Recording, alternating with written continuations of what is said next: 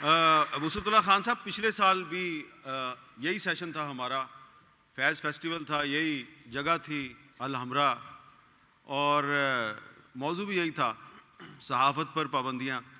साल गुजर गया, फिर उसी मौजू पे बात कर रहे हैं। ये बताएं, पिछले साल और इस साल, एक साल गुजर गया है, कोई फ़र्क महसूस हुआ है? कुछ सहाफ़त पर पाबंदियाँ कुछ कम हुई?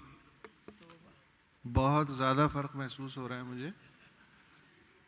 लताइफ़ की तादाद बढ़ गई है इस एक साल में।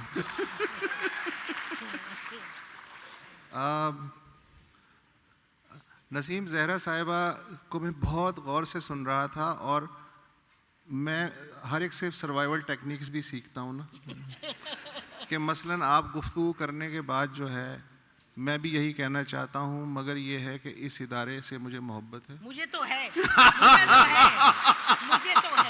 नहीं, मुझे भी है, मुझे भी है। और हम में से कौन है, ऑडियंस के बारे में मैं नहीं जानता, हम चारों में से कौन है जिसे मोहब्बत नहीं है? क्योंकि हम पे तोहमत ना लगे। जी एग्जैक्टली, हम पे तोहमत ना लगे, इसलिए मोहब्बत है। नहीं नहीं नहीं नहीं नहीं नहीं नहीं नहीं नहीं नहीं नहीं, नॉट एट ऑल। इसलिए क्योंकि गलत हम पे तोहमत ना लगे और हमारी बात को बिगाड़ा जाए, कि बात के मंतक की बजाय आप ये तोहमत लगा दें। It is our institution, they run with our tax money. Exactly. ये क्या बात है? Exactly. लेकिन उन्हें मुझ पे और आप पे तोहमत लगाने के लिए हमारी सफाई की ज़रूरत नहीं है। अब तक का जो तजर्बा है वो है। अच्छा, आपने बात की कि अक्ल ये कहती है, मंतक ये कहती है, आइन ये कहता है। ये जिन्होंने सब कुछ करना है उनके लिए ये फॉरेन टर्मिनोलॉजी है। हम तो कहेंगे, हम तो फिर भी बोलेंगे ना। लेकिन हमारा जाहिर है कि आपकी ये बात दुरुस्त है कि हमें यही कहते रहना है कि कानून, आइन और तकरार के साथ ये बात कहते रहना है। ये जो दौर है मुझे ज़्यादा इंटरेस्टिंग लगता है, चूँकि जनरल ज़िया के दौर से मैं सहाफ़त कर रहा हूँ। मुझे जनरल ज़ियाउल हक अच्छा लगने लगा है।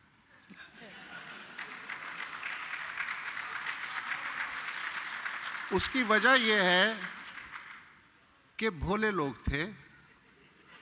जब मैं कॉपी लेके जाता था महकमा इत्तलात के अफसर के पास, तो उसे जो जो ख़बर पसंद नहीं आती थी वो उसे हटा देता था, और अगले दिन अखबार जो है वो वाइट स्पेस के साथ छप जाता था। तो मेरे मोहल्ले के चौकीदार को भी पता चल जाता था कि अच्छा, अहम ख़बरें जो हैं वो तो इसमें है ही नहीं, सफ़ेद स्पेस उसे बता देता। फिर किसी ने जनरल मुजीब के कान में कहा कि ए की कर रहे हो तुसी, ये तो आप जो छुपाना चाह रहे हैं वो तो सारे लोगों को दिख रहा है।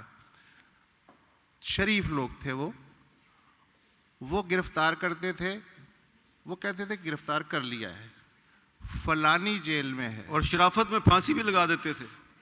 सब कुछ सामने था, सब कुछ सामने था।